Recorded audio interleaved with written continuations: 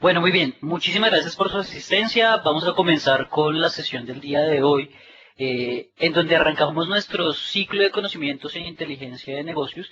Y claro está, uno de los primeros temas fundamentales que tocaremos en la sesión del día de hoy es sobre diseño y arquitectura de bodegas de datos. No hay un muy buen proyecto de inteligencia de negocios si no se tiene claro las bases o los conceptos fundamentales en cuanto a una solución de bodegas de datos. Me presento, mi nombre es Alberto Rivera, MVP de SQL Server y partícipe activo de la comunidad Intermeso.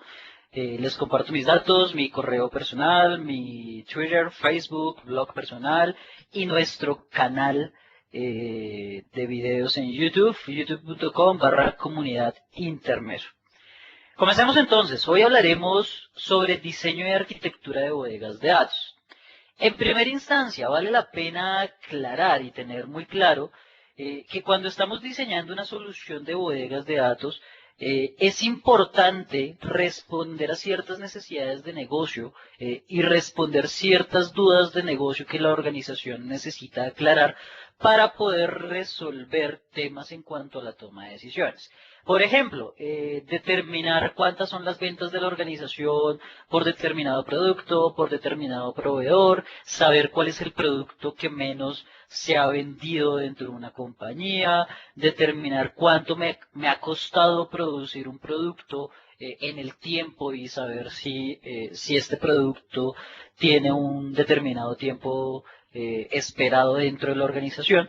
Y todas estas son preguntas de negocio que deberíamos estar en la capacidad de responder. Esto como tal es lo que nos concierne como un modelo dimensional, en lo cual vamos a hablar de dos conceptos claves. Lo primero son las medidas, en donde las medidas son todos los hechos eh, sobre el negocio, acerca del negocio particularmente. Es decir, todo lo que sea medible o cuantificable dentro de la organización lo llamaremos medidas y más particularmente en cuanto al concepto de bodegas de datos lo llamaremos una tabla de hechos. Ese es el tema particular. ¿Qué tenemos como medidas? Las cantidades, los costos, los impuestos, los gastos, el número de pacientes en un hospital, todo lo que sea numérico, todo lo que sea cuantificable lo podemos medir o lo podemos determinar como una medida en cuestión. El segundo ítem importante de acá es esencialmente la parte de las dimensiones. ¿Listo? Cuando hablamos de las dimensiones, ¿a qué hacemos referencia esencialmente? Estamos haciendo referencia a la capacidad que tenemos de desglosar de una u otra manera las medidas que tenemos que analizar. Por ejemplo, tengo ventas, tengo costos, tengo impuestos, tengo gastos, pero ¿de qué me sirve saber que la compañía ha vendido 200 millones de dólares? Tal vez la información no sea muy útil para mí. En cambio, si tengo que la compañía ha vendido 200 millones de dólares, de los cuales 100 millones fueron en el 2010, 50 millones en el 2011, 40 millones en el 2012, los otros 10 millones se han vendido en lo que va del año 2013. Esta información o estos datos ya van a ser mucho más útiles para la organización al momento de tomar una decisión particular. Ahora bien, ya que tenemos un poco claro qué es esto de las dimensiones, ya que tenemos un poco claro el tema de los grupos de medidas y demás, vale la pena entonces preguntarnos un poco sobre cómo es el proceso en el cual estamos en la capacidad de crear una bodega de datos, ya teniendo claro el concepto de dimensión y teniendo claro el concepto de grupo de medida, vamos a empezar a aclarar un poco más el concepto asociado a las tablas de hechos. Entonces comencemos a hablar un poco más sobre las bodegas de datos, perdón. El primer concepto que nos va a interesar tratar acá son los esquemas estrella. Mucho se ha hablado y hay demasiada documentación teórica sobre el diseño de bodegas de datos. Hay unos libros muy interesantes de la editorial o del grupo Kimball, particularmente de Ralph Kimball, que es una persona sobre la cual nos enfocamos particularmente en todo el tema de bodegas de datos con SQL Server. Y uno de los primeros elementos, uno de los primeros conceptos sobre los cuales Kimball nos habla son los esquemas estrella. Como ustedes pueden apreciar en el gráfico, el esquema estrella, ¿qué es lo que nos está garantizando? Lo que nos está garantizando es tener en la mitad los hechos que yo requiera medir, las medidas que yo requiera analizar dentro de mi organización. En este caso nos dice que las medidas corresponden a los hechos de órdenes y alrededor todas las dimensiones sobre las cuales yo quiero hacer un análisis particular. Dimensión de producto, dimensión de cliente, dimensión de agente de venta, dimensión de fechas, dimensión de vendedores, etcétera, etcétera, etcétera. Son como los diferentes tipos de dimensiones que podríamos entrar a manipular. Esto hace parte como tal de una solución de bodegas de datos en el cual el modelo más elemental y más sencillo de implementar es un modelo estrella, en donde esencialmente lo que estamos buscando, lo que buscamos en esta primera parte, es poder analizar datos y que el análisis sea muchísimo más rápido dentro de la información que estamos navegando. Por ejemplo, si yo quisiera saber rápidamente las órdenes o el costo total de las órdenes por determinado producto, es muy rápido. Solamente tengo que consultar la tabla de órdenes. Como pueden observar, en esa misma tabla de órdenes yo ya tengo una llave asociada al producto. O a lo sumo tendría que consultar dos tablas para saber la descripción del producto como tal. ¿Esto qué es lo que me está garantizando? Lo que me está garantizando es que rápidamente podemos acceder a ciertos datos y rápidamente podemos analizar cierta información que requerimos dentro de nuestro análisis y que más adelante en un webcast posterior vamos a entender un poco más cómo es el proceso sobre el cual podemos empezar a hacer análisis de estos datos ya con modelos multidimensionales y demás. Ya teniendo un poco claro este primer esquema, el modelo estrella, debemos tener ciertas consideraciones antes de empezar a hablar de otros temas particulares, unas consideraciones especiales acerca de las dimensiones o de las tablas que corresponden a las dimensiones. ¿En qué consisten estas consideraciones particulares? Lo primero, la práctica más usual dentro de un sistema transaccional es que la información se encuentre normalizada. ¿Qué quiere decir que esté normalizada? Que no tenemos redundancia de datos, tenemos múltiples tablas para acceder a la información, no tenemos campos calculados, etcétera, etcétera. Pero eso es un sistema transaccional. Cuando hablamos de un sistema de bodegas de datos, la desnormalización es la regla a aplicar en este caso. Es decir, es ley y es norma general que tengamos duplicidad en la información, que tengamos redundancia de datos. ¿Con qué objetivo? Con el único objetivo particular de poder consultar la información muchísimo más rápido. Por ejemplo, aquí alcanzamos a detallar una tabla muy pequeña, pero que aquí la tenemos visualmente. La dimensión dim salesperson. No sé si lo alcanzan a percibir aquí en la partecita de abajo. Este dim salesperson, ¿qué es lo que nos va a permitir? Tener información de vendedores posiblemente, en donde tengo el nombre del vendedor, aquí lo tengo resaltado, salesperson name, pero adicionalmente en la misma tabla, salesperson name, tengo otras tres columnas, store name, store city y store region. Con toda seguridad, si yo tengo varios empleados en esta tabla, estos varios empleados van a obligar que la información sobre el nombre de la tienda se repita, la ciudad de la tienda se repita aún más y la región a la cual pertenece la tienda también se repita. Aquí tenemos redundancia de datos.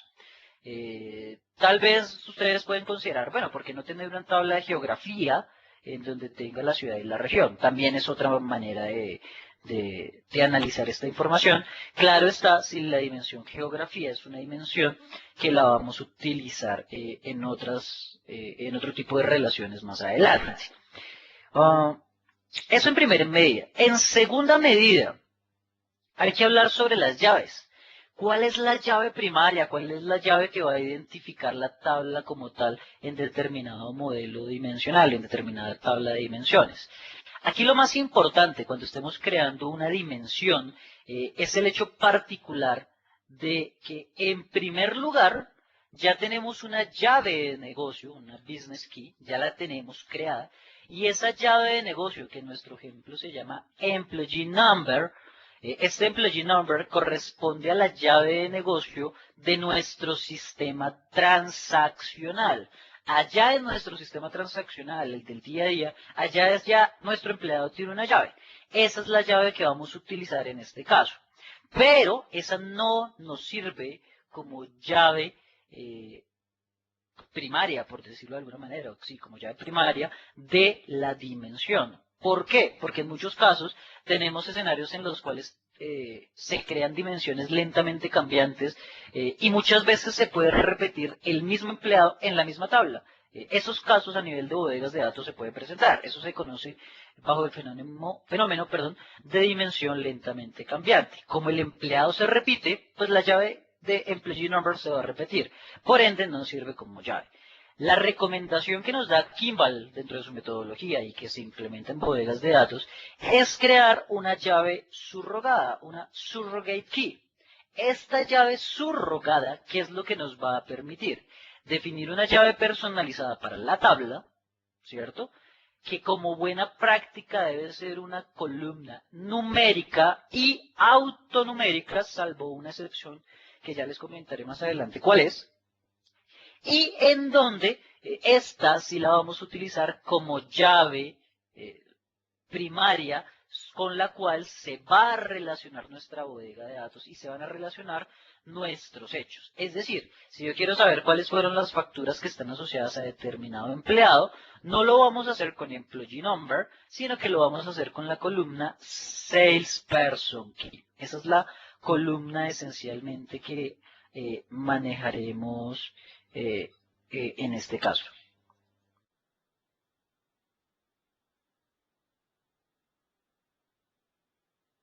¿Listo? Entonces, este es como el fenómeno particular de las consideraciones que debemos tener con las dimensiones. Ahora bien, si ustedes recuerdan nuestro modelo estrella, me voy a volver un segundo acá, observen que la tabla de hechos se relaciona con cada una de las dimensiones que está alrededor, si lo alcanzan a ver acá. ¿Eso qué implica? Que todas las dimensiones tienen una relación uno a muchos con la tabla de hechos, donde un cliente, por ejemplo, puede estar asociado a muchas órdenes, un producto puede estar asociado a muchas órdenes, un vendedor está asociado a muchas órdenes, pero como tal, una orden solo está asociada a un vendedor, una orden solamente tiene una fecha, una orden solamente tiene un cliente. Entonces, esa es la relación que podríamos de una u otra forma manejar acá. Por eso es, por ejemplo, me centro en DIM Customer, por eso es que con DIM Customer acá, el Customer Key de DIM Customer, también lo encontramos en la tabla de FAQ Orders, en este caso en la primera posición, Customer Key. Por eso tenemos esa relación particular.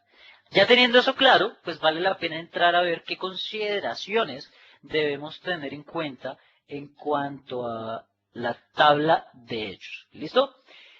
Lo primero que debemos considerar en cuanto a una tabla de hechos es el nivel de granularidad. ¿En qué consiste el nivel de granularidad? Simplemente consiste en la capacidad de poder determinar hasta qué nivel quiero analizar la información en mi bodega de datos.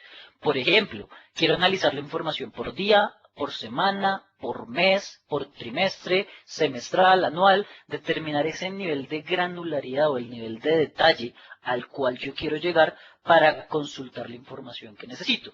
¿Eso qué implica? Que si yo necesito analizar datos por días, y ese es el nivel mínimo de granularidad, pues mi tabla de hechos debe tener como granularidad los días. Pero si es muy común tener escenarios en los cuales yo consulte por meses y tener que ir a sumar las ventas de todo el de todo el mes, día por día, puede tardar bastante. Una recomendación que les podemos dar en este momento es, pues bueno, creen otra tabla de hechos, otra tabla donde estén los hechos, pero donde esté agregada a nivel de mes, ya no a nivel de día, sino a nivel de mes. Es decir, tenemos una tabla de facturas, una tabla de órdenes, y tenemos una tabla de órdenes por mes, ¿vale? Ese es como el escenario. En cuanto a la llave, ¿cuál es el concepto de la llave primaria? Usualmente, la llave primaria es una llave compuesta que incluye todas las llaves foráneas. ¿Y cuáles son las llaves foráneas? Particularmente son las llaves que hacen relación con las dimensiones. En nuestro caso, nuestra tabla de órdenes, la llave primaria como tal sería Customer Key, Salesperson Key, Product Key y Time Key. Estas columnas harían parte de nuestra llave particularmente. ¿Listo? Tercer concepto, cuando hablamos de medidas, es decir, hablamos de los valores que son medibles o que son cuantificables dentro de nuestro análisis, las medidas se pueden clasificar en tres categorías esencialmente. La primera categoría, las medidas aditivas. Una medida aditiva, ¿qué quiere decir? Que se puede agregar por cualquier dimensión. Por ejemplo, quiero saber las ventas. La medida ventas es una medida aditiva porque yo la puedo sumar por cualquier dimensión. Quiero saber las ventas a nivel de la dimensión producto, quiero saber las ventas por producto, por subcategoría, por categoría. A nivel de vendedor, quiero saberlas por vendedor, por tienda, quiero saberlas por ciudad o por región. Observen que puedo ir agregando la información que yo necesite. Medidas no aditivas simplemente son medidas que no se pueden agregar. Es decir, que únicamente puedo ver el valor en el nivel del detalle o en el nivel de granularidad que se haya especificado en determinado caso. Esas son las medidas no aditivas. En nuestro ejemplo, estamos haciendo referencia al margen. Y otras medidas que son medidas semiaditivas, simplemente son medidas que se agregan sobre ciertas dimensiones, pero sobre otras no. Un ejemplo es el promedio. Cuando yo calculo un promedio en análisis services, por ejemplo, el promedio solamente se hace por la dimensión de tiempo. Eso la convierte en una medida semiaditiva, porque solo a nivel del tiempo, de la dimensión de tiempo, de fecha, se puede hacer ese tipo de cálculos. Esos son como algunos conceptos interesantes. Y claro está, sin dejar atrás una dimensión o un concepto llamado dimensión degenerada. ¿Qué es una dimensión degenerada? Para verlo en términos sencillos, una dimensión degenerada es una dimensión cuyos atributos y cuyos valores están tan íntimamente ligados a la tabla de hechos y casi que hay una relación uno a uno entre la dimensión y la tabla de hechos, que la recomendación es convertirlos en atributos, esos atributos de la dimensión, convertirlos en atributos de la tabla de hechos. Por ejemplo, la tabla de órdenes sugieren que puede existir una dimensión llamada órdenes, en donde tengo el número de la orden, el método de pago, el número de ítem, pero casi que por cada orden hay uno, dos o tres registros en la tabla de hechos. Es decir, la orden se va a repetir demasiado. Básicamente lo que nos dicen es, en vez de crear una dimensión para esto, cuando la dimensión va a ser igual de grande o muy cercana a la tabla de hechos, pues simplemente agregue sus atributos a la tabla de hechos. Ese es el concepto cuando hablamos de una dimensión degenerada. Bueno, otro concepto fundamental acá, para empezar ya a cerrar el tema teórico de la bodega de datos, son los esquemas copo de nieve. Hace un instante hablamos de un esquema estrella, ahora estamos hablando de un esquema copo de nieve. ¿En qué consiste un esquema copo de nieve? Básicamente es una dimensión que se relaciona no directamente con la tabla de hechos, sino con otra dimensión particular. Es el ejemplo que les estaba dando hace un instante. Tengo, por ejemplo, la dimensión cliente, acá la tenemos, dimensión cliente, ¿verdad? Y esa dimensión cliente tiene como atributos la ciudad a la que pertenece el cliente, la región a la que pertenece el cliente. Entonces lo que nos dicen acá es, vean, yo aquí no tengo en la misma tabla de cliente la ciudad y la región. Por el contrario, creé una dimensión geografía y allí tengo las ciudades y las regiones. Pero bueno, ¿Por qué hacer esto si la primera regla que vimos es la recomendación es preferiblemente la redundancia de datos? Primero, porque seguramente esta dimensión geografía que estoy creando no solo la utilizo para Team Customer, como es este caso particular, sino que, como pueden observar, también las tiendas de mi análisis están relacionadas con una geografía, es decir, con una ciudad y con una región. Es decir, que cuando tenemos un esquema copo de nieve, lo primero que hay que considerar es que hay dimensiones que se comparten con otras, no con unas, sino con otras dimensiones. ¿Listo? Y segunda consideración, si yo quisiera hacer análisis de facturas o de órdenes directamente con la geografía, es decir, saber qué órdenes están asociadas a determinada región, pues hay que crear la dimensión geografía para que el análisis sea un poco más directo y más transparente.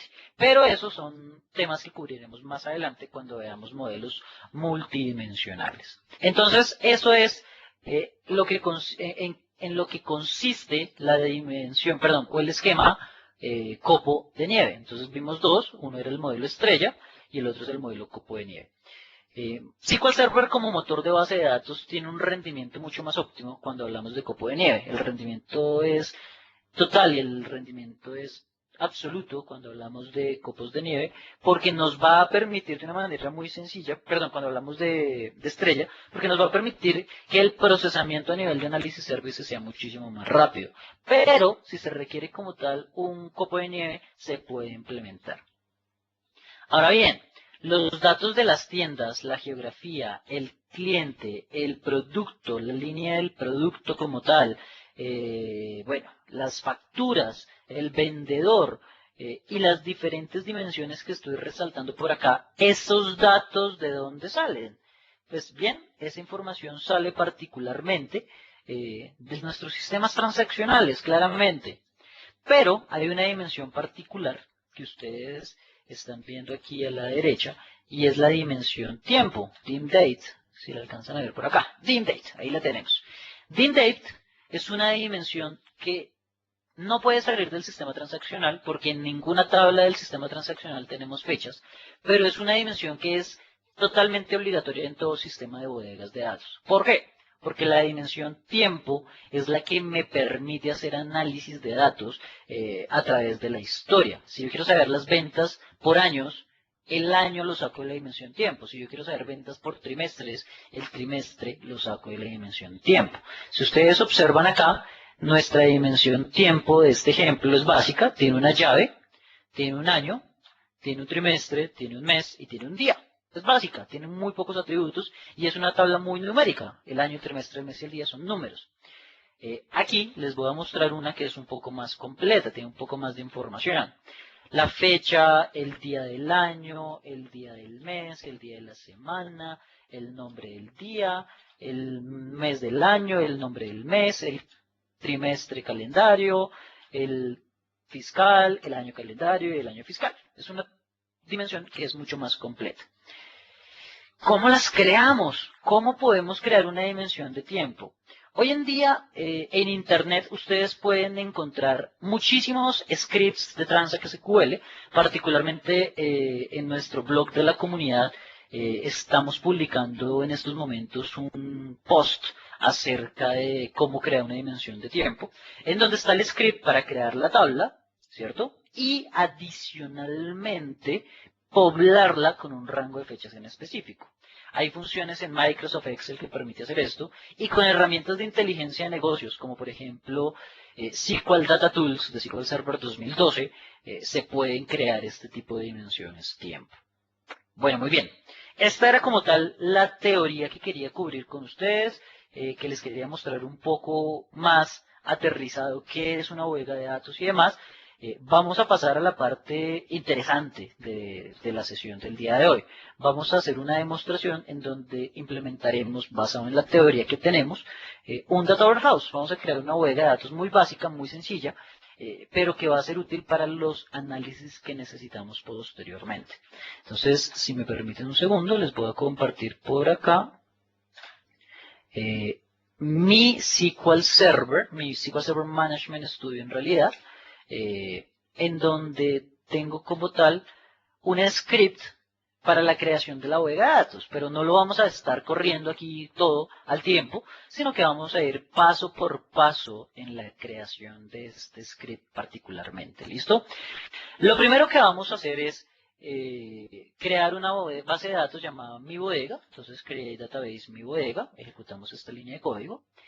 Y una vez tenemos creada nuestra bodega, sobre la bodega de datos, vamos a empezar a crear un modelo estrella, que es el modelo que vamos a crear esencialmente, en donde tengo la dimensión producto, en donde tengo la dimensión proveedor y la dimensión moneda. Nada más, por ahora no tengo nada más.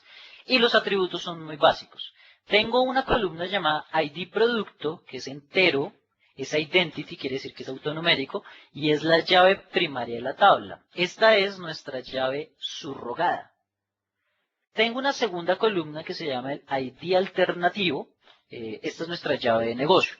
Particularmente yo la coloco aquí como un nvarchar 200, porque como nuestra llave viene de un sistema transaccional que seguramente desconocemos, allá puede ser un entero, puede ser un float, puede ser un varchar, puede ser cualquier tipo de datos.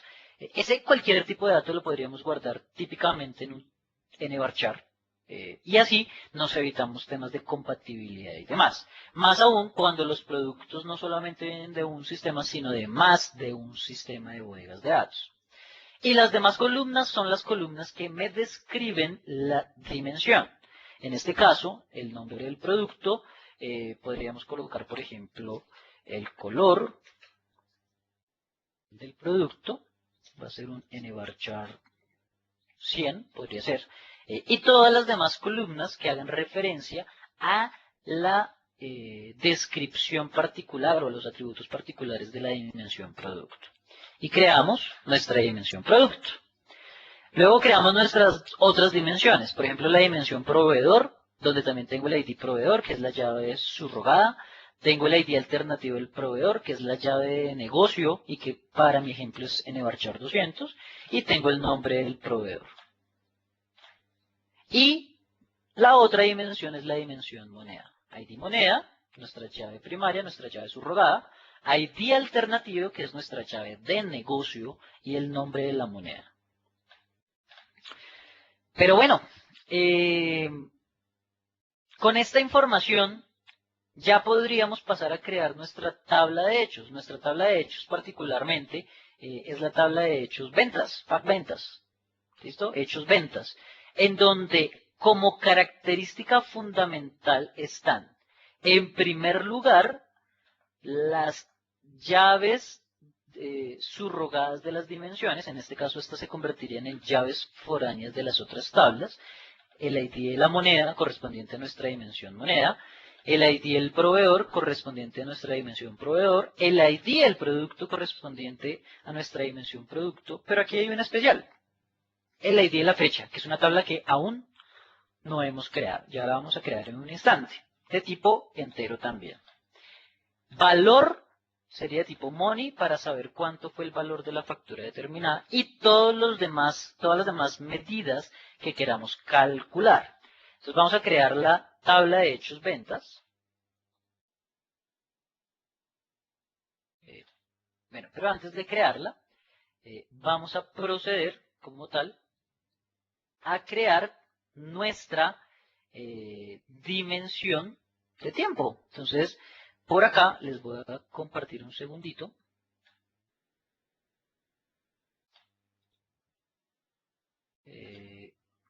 Deben estar viendo en este momento mi SQL Server Management Studio.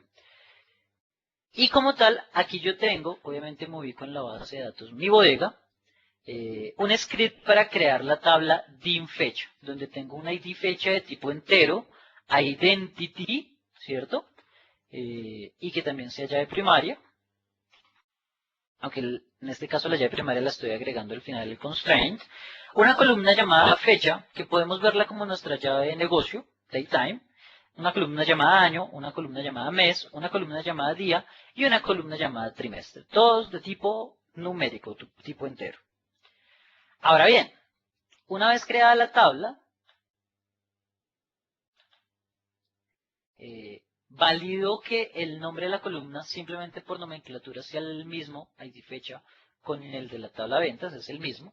Pero una vez creada la dimensión, vamos a proceder a cargar los datos de la dimensión. Este es un script que, como les comentaba, ya tenemos publicado en el blog de la comunidad, o publicaremos en unos instantes para que ustedes lo puedan consultar.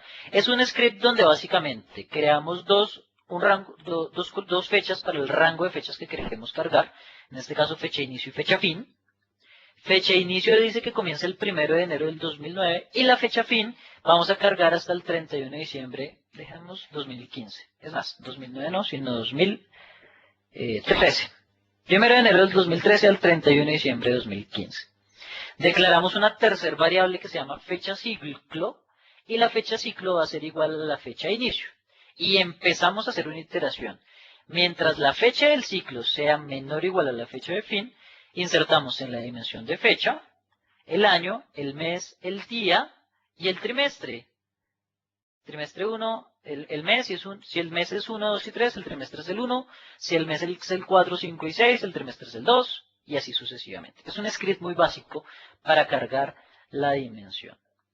Una vez inserta el dato, simplemente le agregamos un día a la fecha del ciclo y empieza a iterar hasta la última fecha de nuestra carga. Recuerden, este script ustedes lo podrán consultar más adelante en nuestro blog para que lo puedan ejecutar sin ningún tipo de problema. Ejecutamos nuestro script para cargar la dimensión de fechas. Por aquí está ejecutando, nos dice en la parte de abajo que ya terminó, ¿cierto? Insertó los datos y consultamos la dimensión. Select asterisco from dim fecha. Entonces observen que aquí tenemos los datos de la dimensión de fechas creada. Entonces tenemos una ID fecha, una fecha particularmente, un año, un mes, un día y un trimestre. ¿Listo? El ID fecha para este caso particular se convierte también en un autonumérico, pero hay escenarios en los cuales este ID fecha no es un autonumérico, sino es la concatenación del año, el mes y el día. Por ejemplo, sería este 2013-0101, 2013-0102, 2013-0103. Cualquiera de los dos modelos es completamente válido. Ahora bien, ya que tenemos creada la dimensión de fechas, ahora sí vamos a crear la tabla de hechos ventas. ID moneda, con ID proveedor, con ID producto, con ID fecha y con el valor. ¿Listo? Y ya la tenemos creada. El último paso es establecer los constraints, en donde con un código muy simple alteramos la tabla FAQ ventas, agregamos un foreign key a la columna ID producto, haciendo referencia a DIN producto con la columna ID producto. Vean la ventaja de colocar los mismos nombres. Al momento de crear los scripts va a ser muchísimo más sencillo. Hacemos lo mismo para el proveedor. ¿Listo? Voy a copiar el código por acá para hacer lo mismo con la moneda. ID moneda. Le haga referencia a DIN moneda.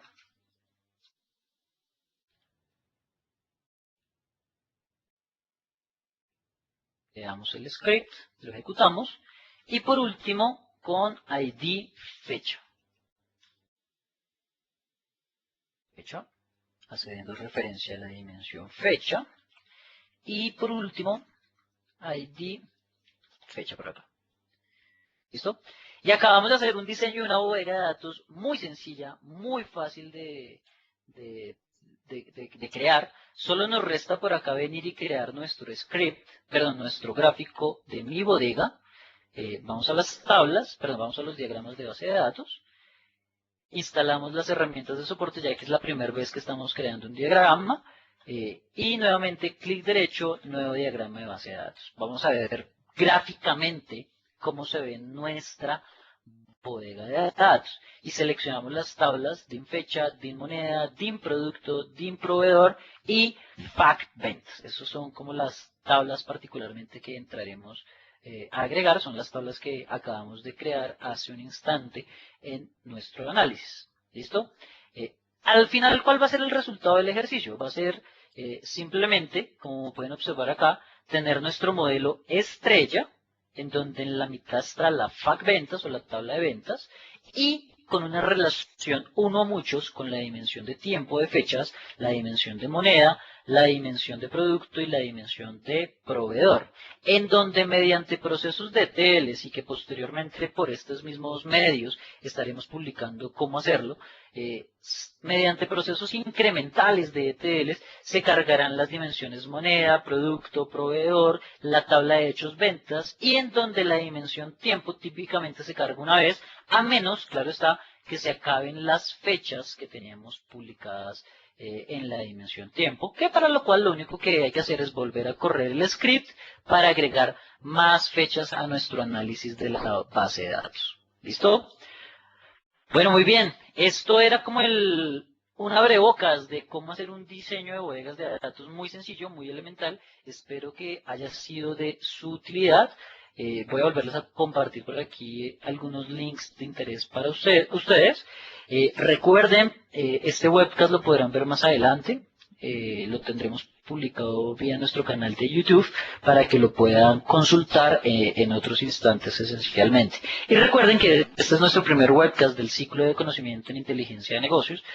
Los estaremos esperando en 15 días en directo o un día después en diferido ya sobre nuestro canal para ver las demás sesiones. Recuerden, para más información, nuestro blog comunidadintermeso.wordpress.com, nuestro Facebook, facebook.com/comunidadintermeso, nuestra fanpage, algunos sitios de interés, microsoft.com/SQL, microsoft.com/SharePoint, microsoft.com/MBA, para que puedan consultar información de la Academia Virtual de Microsoft. Muchísimas gracias por su atención. Me quedaré unos instantes acá por si tienen alguna pregunta adicional que podamos responder. Recuerden, en pocas horas estaremos publicando este webcast en vivo para que lo puedan consultar más adelante. Muchísimas gracias por su atención.